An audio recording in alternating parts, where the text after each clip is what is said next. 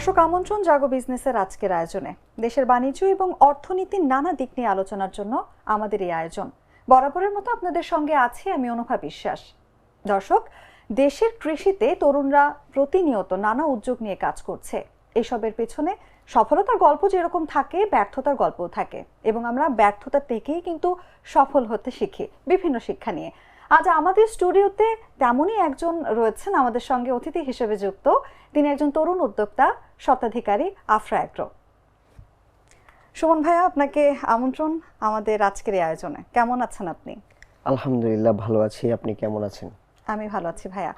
আজ আপনাকে আমাদের মাঝে পেয়ে আমরা অত্যন্ত আনন্দিত, এবং আপনার জীবনের এই সফলতা ব্যর্থতার গল্পগুলো নিয়ে অনেক আড্ডা হবে। তার আগে আপনার কাছ থেকে জানতে চাইবো আপনার এই আফরা এগ্রোর ব্যাপারে। একদম শুরু থেকে জানতে চাইবো যে কিভাবে কি শুরু করলেন। আমরা যতটা জানি যে আপনি শুরুতে একটা চাকরি করতেন, সেখান থেকে এই নিশ্চিত জীবনটা ছেড়ে একটা অনিশ্চিত জীবন, যেখানে আমি জানি না ব্যবসায় আমি কতটা সফল হব, কতটা ব্যর্থ হব, এরকম একটা অনিশ্চিত জীবনের দিকে কেন আগালেন? মূল অনুপ্রেরণা কি ছিল আসলে পেছনে? ব্যবসা হচ্ছে রাসূল সাল্লাল্লাহু আলাইহি ওয়াসাল্লাম করে গিয়েছেন। আমাদের মহানবী হযরত মুহাম্মদ সাল্লাল্লাহু আলাইহি ওয়াসাল্লাম উনি নিজেও ব্যবসা করেছেন। আর ব্যক্তিগতভাবে আমি হচ্ছে আসলে স্বাধীনচেতা মানুষ, সবসময় স্বাধীন থাকতে পছন্দ করি। তো সেই ক্ষেত্রে সবসময় আমি একটা জিনিস চিন্তা করতাম যে কিভাবে অন্য আরও দু একজন মানুষের কর্মসংস্থানের ব্যবস্থা করা যায় এবং নিজে কিভাবে স্বাবলম্বী হওয়া যায়। তো সেই দিক চিন্তা করে আমি একটি স্বাধীন পেশা খুঁজতেছিলাম। তো সেইখান থেকে এগ্রো ওয়ানের একটি প্রতিবেদন দেখে আমি মূলত কৃষিতে উদ্বুদ্ধ হই। চিন্তা করলাম যে না, এই পেশাটা ভালো, এটা একটি স্বাধীন পেশা এবং খুব লাভজনক একটি পেশা। তো সেই ক্ষেত্রে আমি চাকরি ছেড়ে দিয়ে আমি কৃষিতে যোগদান করলাম। কৃষিটা হচ্ছে এমন একটা বিজনেস যে আমরা তো আসলে গ্রামে থাকি, আমরা গ্রামের মানুষ এখনো কৃষিটাকে আসলে ব্যবসা হিসাবে মানতে চায় না। কারণ তারা মনে করে যে ধান চাষ, কলা চাষ, এই চাষ এগুলো তো আমাদের সবসময়কার চাষ, এটা কি আসলে ব্যবসা হিসাবে নেওয়া যায়? কিন্তু আসলে বর্তমান সময়ে বিজ্ঞান এবং প্রযুক্তি অনেক এগিয়ে গেছে। এখন অল্প খরচে অধিক ফসল উৎপাদন করা সম্ভব। আর কৃষি পণ্য আমাদের সবসময় প্রয়োজন। আমরা ঘুমাতে যাওয়ার আগে এবং ঘুম থেকে উঠে আমাদের অবশ্যই খাদ্য গ্রহণ করতে হবে। তো কৃষি পণ্যটা এমন একটা বিষয়, এটার চাহিদা সারা জীবন থাকবে। যতদিন দুনিয়া থাকবে কৃষি পণ্যের চাহিদা ঠিক ততদিনই থাকবে। সেই দিকগুলো চিন্তা করে মনে করলাম যে না, আমি যেহেতু একজন স্বাধীনচেতা মানুষ, কৃষিটাই আমার জন্য পারফেক্ট। তো আলহামদুলিল্লাহ আমি প্রথমে মাত্র আমার 52,000 টাকা নিয়ে আমি একটি শসার প্রজেক্ট করলাম। এগ্রো ওয়ানের পরামর্শ অনুযায়ী প্রথম 3 মাসের শসাটা মূলত 3 মাসের কোর্স।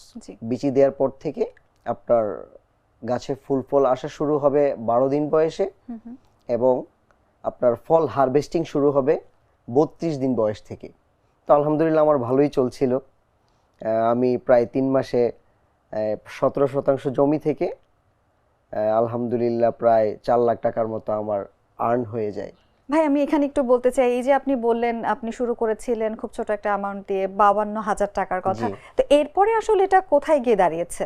52,000 টাকা ইনভেস্ট করার পর আমার ফসলটা খুবই ভালো হয়। তো ভালো হওয়াতে আমার প্রায় এখানে 4 লাখ টাকার মতো আমার বেচা বিক্রি হয়। তো 52,000 টাকা তো আমার ইনভেস্ট ছিল, 52,000 টাকা বাদ দিয়ে বাকি পুরোটাই প্রফিট ছিল আর কি, আলহামদুলিল্লাহ। বাহ, দারুণ। তাহলে তো বলতে গেলে যে বিশাল একটা প্রফিট, তাও মাত্র 3 মাসে। বাহ, সেই উদ্যোগের ধারাবাহিকতাটা আসলে এখন কোথায় এসে দাঁড়িয়েছে? এটা তো অল্প দিনে অনেক টাকা প্রফিট, এটা একটা লোভনীয় ব্যাপার। কিন্তু আমারও আসলে এটার প্রতি অনেক ভালোবাসা জন্মায়, কারণ আমি এরকম একটা স্বাধীন ব্যবসায়ী খুঁজতেছিলাম যেখানে প্রকৃতির সাথে মিশে বাড়িতেও ফ্যামিলির সাথে থাকা যাবে, ইভেন ব্যবসাও হবে, আরও 2-1 জন মানুষের কর্মসংস্থান হবে। তো তারপর আমি আস্তে আস্তে আরেকটু বাড়াইলাম।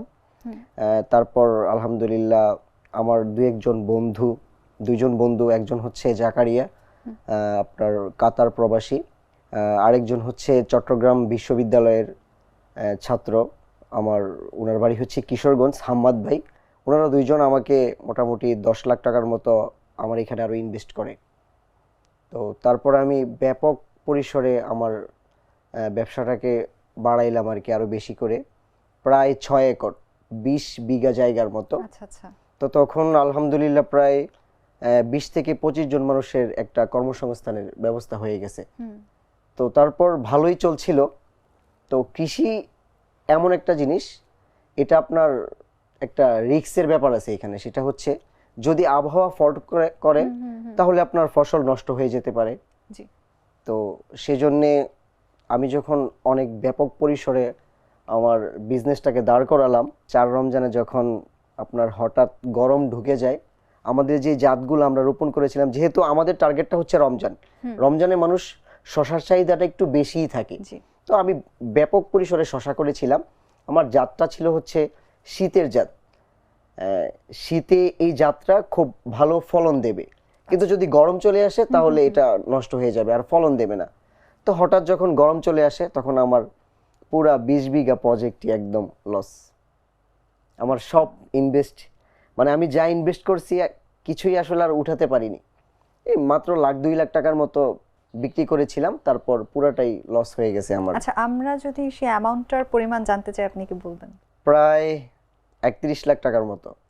কারণ আপনার আমরা তো এখন আধুনিক কৃষি, সেই আগের মান্দাতার আমলের কৃষি না। আমাদের এখানে আমরা প্রযুক্তির অ্যাপ্লাই করি। তো প্রযুক্তির অ্যাপ্লাই করলে আপনার আমাদের 1 বিঘা জমিতে খরচ হয় প্রায় 1,20,000 টাকার মতো। তো সেখানে 20 বিঘা জায়গায় প্রায় 30-31 লাখ টাকার মতো আমার বীজ টিজ সহ আমার ইনভেস্ট করেছিলাম, কিন্তু দুর্ভাগ্যবশত পুরোটাই লস হয়ে গেছে। এবং আপনি তো বলতে গেলে ঋণগ্রস্ত হয়ে পড়েছেন। হ্যাঁ, তখন আমি ঋণগ্রস্ত হয়ে পড়েছিলাম, কিন্তু আমি মনের দিক দিয়ে দুর্বল হইনি। কারণ এটাই আমি আসলে জানতে চাচ্ছিলাম আসলে ভাইয়া, যে একজন নতুন উদ্যোক্তা হিসেবে যখন 31 লাখ টাকা, আপনার বলার মতো 31 লক্ষ টাকা বা ফল করে, তখন আসলে মানসিক অবস্থা তো খুবই খারাপ হয়। ওই জায়গাটা থেকে আপনি নিজেকে কিভাবে রিকভার করলেন? মানসিক অবস্থা আসলে সবচাইতে বেশি যখন কোনো মানুষ কোনো ব্যবসায় লস খায়, সামাজিক বলেন পারিবারিক বলেন, তাকে আসলে সাপোর্ট দেওয়ার বা তাকে একটু মানসিক সান্ত্বনা দেওয়ার পরিবর্তে সবাই একটু চাপ প্রয়োগ করে যে এটা না করলেই হতো, আগেই জানতাম, এটা এমন হতো না, এমন হতো না। কিন্তু আপনাকে একটা জিনিস বুঝতে হবে যে হেরে যাওয়া যাবে না। আমি লস করছি, বাস চলে গেছে, আমার ভাগ্যে ছিল না। আল্লাহ তাআলা যখন আমাকে দুনিয়াতে পাঠাইছে, আমার রিজিকের ফয়সালা করেই উনি আমাকে পাঠাইছে। আমি হয়তোবা এখানে লস করছি, আল্লাহ তাআলা হয়তো আমাকে সামনে আরো দিবে, কিন্তু আমাকে হেরে যাওয়া যাবে না, কোনোভাবেই হেরে যাওয়া যাবে না, আমাকে আরো চেষ্টা করতে হবে। তো তারপর আমি দিনরাত, যেখানে আমার অনেকগুলা কর্মচারী ছিল, লোক ছিল, তো সবাইকে যখন আসলে ছেড়ে দিছি, কারণ ওদেরকে তো এখন আর বেতন দিয়ে রাখা যাবে না, তো তারপর আমি দিন রাত এক করে আমি সব জায়গায় যাওয়া বন্ধ করে দিছি। আমার বাড়ির পাশে একটা ছোট্ট বাজার, আমি 7 মাস বাজারে যাইনি, একদিনও বাজারে যাইনি। দিনের বেলা ঘুমাইছি, রাতে 2টা-3টা পর্যন্ত আমি জমিতে একা একা কাজ করছি। ইভেন গতকাল রাতও আমি রাতে 3টা পর্যন্ত কাজ করে আসছি, কারণ আজকে সারাদিন শহরে আসব, এখানে আসব, আজকে আমার জমিতে পানি দেওয়ার বা সার দেওয়ার একটা শিডিউল ছিল। তো আমি যদি আজকে সময় মতো না দিই তাহলে আমার ঝামেলা হয়ে যাবে। তো এই জন্য গতকাল রাতে 3টা পর্যন্ত আমি কাজ করে এসে একটু ঘুমাই, 2 ঘন্টা ঘুমাই, তারপর আপনার এখানে চলে আসছি। কারণ পিছনের যে ভুলটা আমি করছি, এই ভুলটা আর সামনে করা যাবে না।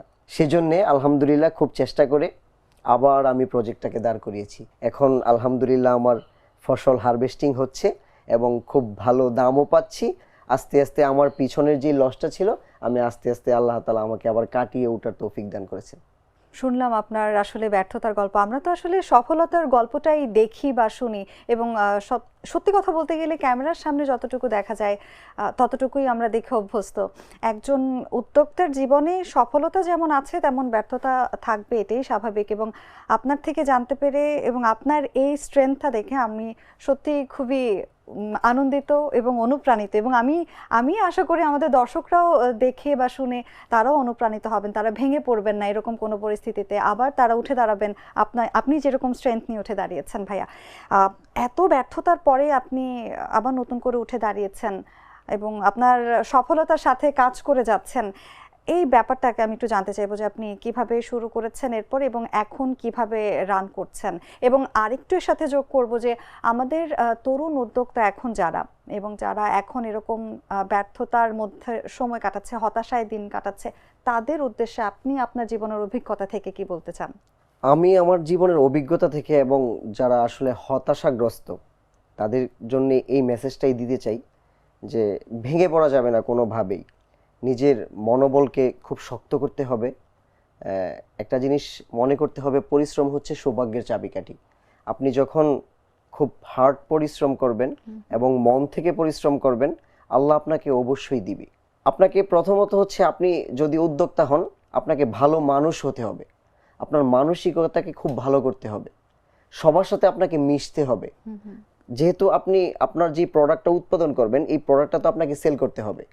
আপনাকে সবার সাথে ভালো ব্যবহার করতে হবে, সব পাইকারদের সাথে। কিন্তু আপনি সব পাইকার কিন্তু শিক্ষিত পাবেন না। যারা পাইকার তারা সবাই বেশিরভাগ অশিক্ষিত।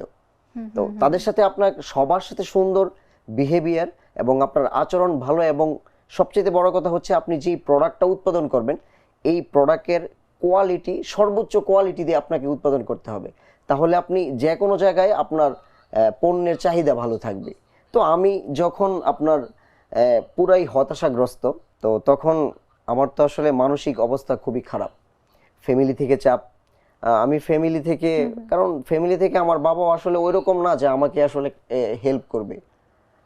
আমার আত্মীয় স্বজনের মধ্যে আসলে অনেক ভালো অবস্থানে আছে, কিন্তু আপনি একটা কথা মনে রাখবেন, আপনি যখন আসলে বিপদে পড়বেন তখন আপনার পাশে দাঁড়ানোর মতো মানুষ খুবই কম পাবেন, কিন্তু আপনার রিলেটিভ খুব কম পাবেন। তো আমি যখন আমার ব্যবসাটা ভালো চলতেছিল, আমার একটা ফ্রেন্ড ছিল, ছোট সময়ের ফ্রেন্ড, একসাথে বড় হয়েছি আমরা, ওর নাম হচ্ছে বাবু খান। তো সে আমার কাছে, আমি একদিন জমিতে কাজ করতেছি আমার লোকজন নিয়ে, তখন আমি আপনার করলা একটা সবজি আছে, করলার প্রজেক্ট করতেছি। আচ্ছা। তো করলা হারভেস্টিং করতেছি। তো তখন সে আমার কাছে এসে, মানে সে একটু কষ্টের কথা বলল যে বন্ধু, একটু বিপদে ছিলাম, দেখো অনেকের কাছে টাকা পয়সা চাচ্ছি, কতজনকে হেল্প করলাম কিন্তু আমাকে আসলে কেউ টাকা দেয় নাই। তো ও আমার কাছে আসলে মূলত টাকা চায় নাই। তারপরে আমি ওকে 10,000 টাকা দিলাম যে ভাই তুমি 10,000 টাকা নিয়ে চলো, তোমার বিপদ কাটাই ওঠো, তুমি যখন পারো তখন দিও। তো দেখুন, সেই যে আমার এই ছোট্ট 10,000 টাকা, এই 10,000 টাকা আসলে আমাকে অনেক বড় একটা অ্যামাউন্ট হয়ে আমার কাছে ফিরে আসছে। আমি যখন সব টাকা লস খেয়ে আমার মানে হাতে কিছুই নেই, আমি যে আমার মেয়েকে একটা কিছু কিনে দিব তাও সম্ভব না আমার কাছে, কারণ আমি অনেকগুলো টাকা ঋণগ্রস্ত। মাস শেষে আমাকে ব্যাংকের কিস্তি দিতে হচ্ছে প্রায় 30,000 টাকার মতো। এই মুহূর্তে আমার 1 টাকা আর্নিং নেই। তো আমি আসলে পুরাই হতাশাগ্রস্ত।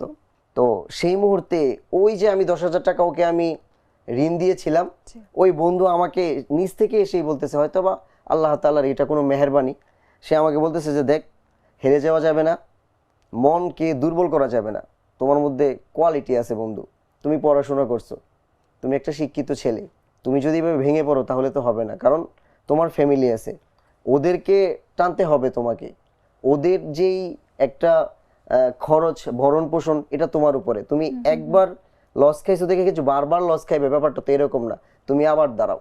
সে আমাকে 1,10,000 টাকা দেয়, যে এই টাকাটা দিয়ে এই কথা বলে যে তুমি যখন পারবা, যখন তোমার টাকা হবে, যখন তোমার ব্যবসায় লাভ হবে, তখন আমাকে এই টাকাটা রিটার্ন করো, তার আগে কোনোদিনও চাইবো না। ইভেন এখনও সে চায় নাই, আমি ওই টাকাটা এখনও দিইনি তাকে। কিছুদিন আগে বলছিলাম যে টাকাটা কবে ফেরত দিব, সে বলতেছে তুমি আরো উপরে উঠো, তারপরে আমি তোমার টাকাটা ফেরত দিব। তো এটাই চিন্তা করলাম যে আমি ওই দিন তাকে 10,000 টাকা দেয়াতে মনে হয় মহান রব্বুল আলামিন আমাকে একটা মেহেরবানি করছে, যার কারণে আমি আমার বিপদের সময়, মানে যেখানে আসলে আশাই ছিল না, অথচ আমার রিলেটিভ আত্মীয় অনেক পয়সাওয়ালা আছে, ওনাদের কাছে চাইনি। দ্বিতীয় কথা হচ্ছে যে চাইলেও আসলে দেবে না। তো সেই ক্ষেত্রে যেখান থেকে আমার কোনো আশাই ছিল না, আল্লাহ তাআলা সেখান থেকে আমাকে ব্যবস্থা করে দিয়েছেন। তো ওই যে 1,10,000 টাকা তার থেকে নিয়ে আবার নতুন করে বীজ এনে আলহামদুলিল্লাহ আমি আবার 2 একর ফার্ম আবার আলহামদুলিল্লাহ দাঁড় করে ফেলছি। এখন আমার হারভেস্টিংও চলতেছে, এবং আরও 4 জন মানুষের কর্মসংস্থানের ব্যবস্থা হয়েছে। আপনি যেমনটি বলছিলেন আপনার বন্ধুর কথা শুনছিলাম, সব থেকে খারাপ সময়, বিপদের সময় আসলে এরকম কিছু মানুষ এখনো আমাদের পৃথিবীতে এক্সিস্ট করে বলেই হয়তো পৃথিবীটা আজও এত সুন্দর, বা আমরা এখনো ভালো কিছু দেখতে পাচ্ছি, ভালো কিছু করতে পারছি। ভাইয়া, আমি আপনার কথা ধরে যদি বলি, আপনি বলছিলেন যে পড়াশুনো শেষ করে চাকরি বাকরির চিন্তা বাদ দিয়ে আপনি আসলে কৃষিতে মনোনিবেশ করেছেন এবং আপনি স্বাধীন চেতা মানুষ, আপনি কৃষিকাজেই জীবন অতিবাহিত করতে চান। কিন্তু আমাদের সমাজ, বা আমি যদি আমাদের বাংলাদেশের পরিপ্রেক্ষিতে বলতে চাই, মানুষ কিন্তু অনেক ধরনের কথা বলে এটা নিয়ে। এই ব্যাপারটাকে আসলে আপনি কিভাবে দেখেন বা কি মূল্যায়ন করেন? মানুষ আপনাকে কি বললো সেই দিকে তাকানো যাবে না। আপনি মানুষের কথা যদি শুনে বসে থাকেন তাহলে আপনি আসলে সামনে আগাতেই পারবেন না। মানুষ অনেক রকম অনেক কথা বলবে। আপনি একটা জিনিস চিন্তা করে দেখেন, যারাই বড় বড় ব্যবসায়ী বিজনেসম্যান উপরে উঠেছে তাদের অতীতটা খুবই গরিব ছিল, বেশিরভাগ সময় দেখা যায়। মানুষ, আপনি শিক্ষিত হয়ে যখন আপনি জমিতে কাজ করবেন, মানুষ আপনাকে নিয়ে বাজে মন্তব্য করবেই। তো আপনি যদি আসলে ওই দিকে কান দেন তাহলে আপনি আর সামনে আগাতে পারবেন না। কিন্তু যেই মানুষগুলো আপনাকে নিয়ে মন্তব্য করছে, চায়ের স্টলে বলেন, গ্রামে তো বিশেষ করে চায়ের স্টল মানে হচ্ছে এখানে আসলে সব আপনার যত ধরনের জ্ঞানী গুণী ব্যক্তিরা আছে ওনারা এখানে আসলে বসে, বিভিন্ন আলোচনা হয়। তো তাদের কাজ আসলে এটাই। কিন্তু আপনি যখন আসলে ভালো করবেন তখন ওরাই ওই চায়ের স্টলে ওইখানে বসেই বলবে যে না, এই ছেলেটা আসলে পারবে। আগেই জানতাম সে পারবে। তো আমি যখন প্রথমে শুরু করি তখন প্রচুর বুলিংয়ের শিকার হই, যে শিক্ষিত ছেলে কি চাষা বসার কাজ করে, মনে হয় ভূতে ধরছে তারে, সুখে থাকতে ভূতে কিলাই, এরকম কথা। যে চাকরি ছেড়ে দিয়া ভালো বেতনের চাকরি করতো ওইগুলো তার ভাল লাগে না, এখন বাড়িতে মাটি টাড়ি কাটতো এইগুলো মনে হয় ভাল লাগে। ওই যে লোকগুলা বলছিল, যখন আমি ব্যবসাটাকে ভালো করছি, আরো 4-5 জন মানুষ, 10 জন, মানে যারা বলতেছিল তারাই যখন আমার জমিতে কাজ করে তখন তারাই আমার নামে আবার চা স্টলে বসে সুনাম করতেছে, না এই ছেলেটা তো ভালো, খুব ভালো করছে। কিন্তু আমি যখন আবার লস খাইছি সেই তারাই, মানে তাদের কাজ হচ্ছে আপনাকে নিয়ে মন্তব্য করবে, এটাই কাজ। কিন্তু আপনার ওই দিকে তাকানো যাবে না, আপনাকে আপনার লক্ষ্যের দিকে আসলে আগায় যেতে হবে, তা না হলে আপনি পারবেন না। তো আপনার লক্ষ্য সব সময় থাকতে হবে, আপনি যেই কাজ করতেছেন এটাকে কিভাবে সর্ব উপরে নিয়ে নেওয়া যায় সেই দিকে আপনার চেষ্টা থাকতে হবে। কে কি বললো সেই দিকে আসলে কান দেওয়া যাবে না। ভাইয়া, শুনছিলাম আপনার সফলতা ব্যর্থতার গল্প, আপনার জীবনের গল্প, আপনার ঘুরে দাঁড়ানোর গল্প। এখন একটু জানতে চাইবো যে আপনার প্রতিষ্ঠান নিয়ে আপনি আসলে কত দূর এগিয়েছেন এবং ভবিষ্যৎ পরিকল্পনা কি, কিভাবে আসলে আপনি আপনার আফরা অ্যাগ্রোকে এগিয়ে নিয়ে যেতে চান ভবিষ্যতে? আলহামদুলিল্লাহ, এখন আসলে হেরে যাওয়ার পর আবার উঠে দাঁড়ানোর শক্তি পেয়েছি। তো ভুল থেকে আসলে অনেক শিক্ষা নিয়েছি। তো আফরা এগ্রো ফার্মের যেই ভবিষ্যৎ পরিকল্পনা হচ্ছে, আমি সামনের দিকে আসলে আরও এগিয়ে যাব এবং সমন্বিত খামার, অর্থাৎ গরুর ফার্ম, মাছের প্রজেক্ট, হাঁস মুরগি, অর্থাৎ কৃষি সেক্টরের যেই বিজনেসগুলা আছে, কৃষি সেক্টরের যেই কাজগুলো আছে সবগুলোই লাভজনক, প্রত্যেকটাই আসলে লাভজনক। আপনি যদি বুঝে করতে পারেন তাহলে এটা আসলে ব্যাপক লাভের একটা জায়গা হচ্ছে আসলে কৃষি।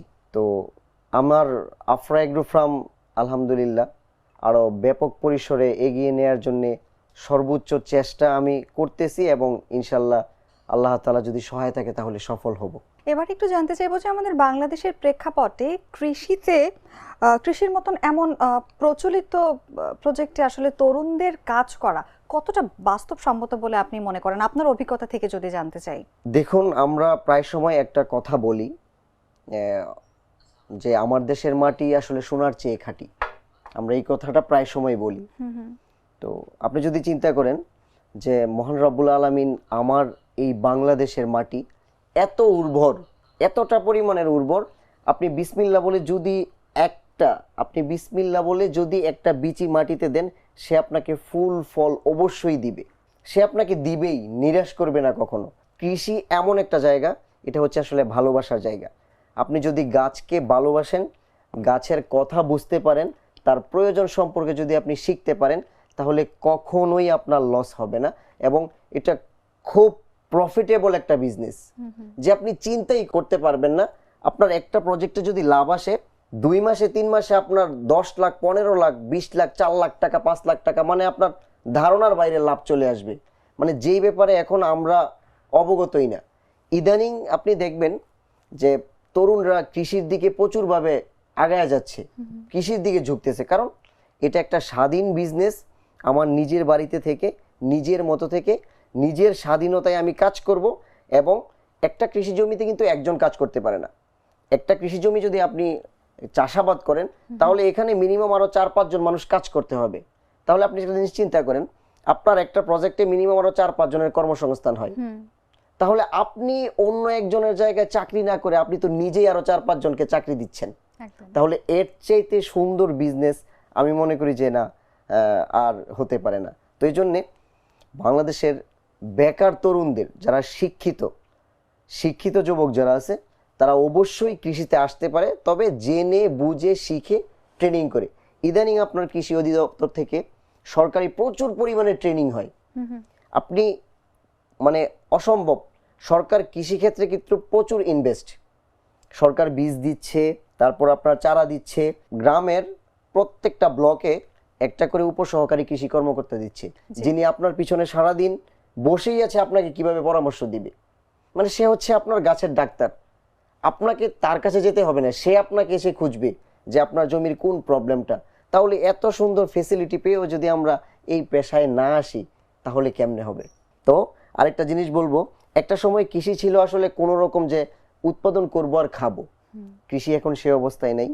এখন হচ্ছে প্রযুক্তি, আপনার অল্প ইনভেস্ট, অর্থাৎ ইনভেস্ট কম, প্রফিট অনেক বেশি, আপনি যদি এখানে প্রযুক্তির অ্যাপ্লাই করেন। তো সেই ক্ষেত্রে তরুণরা অবশ্যই কৃষির দিকে আসতে পারে, এটা একটি লাভজনক পেশা। খুব ভালো বললেন ভাই আপনি। আপনার সাথে কথা বলে আজ ভীষণ ভালো লাগছে, বিশেষ করে আপনার সফলতার গল্প শুনে এবং আপনার ব্যর্থতার গল্প থেকে আসলে আমি ভীষণভাবে অনুপ্রাণিত, এবং আমি আশা করি আমাদের দর্শক যারা দেখছেন তারাও ভীষণভাবে আপনাকে দেখে অনুপ্রাণিত হবেন। আপনার জন্য অনেক অনেক শুভকামনা ভাইয়া। আপনার জন্য, ভালো থাকবেন। অবশ্যই, আপনি ভালো থাকবেন। দর্শক, এই ছিল আমাদের জাগো বিজনেসের আজকের আয়োজনে। আবার দেখা হয়ে যাবে জাগো বিজনেসের অন্য কোনো আয়োজনে নতুন কোনো অতিথির সঙ্গে। ততদিন ভালো থাকুন, সুস্থ থাকুন এবং জাগো নিউজের সঙ্গে থাকুন। ধন্যবাদ সবাইকে।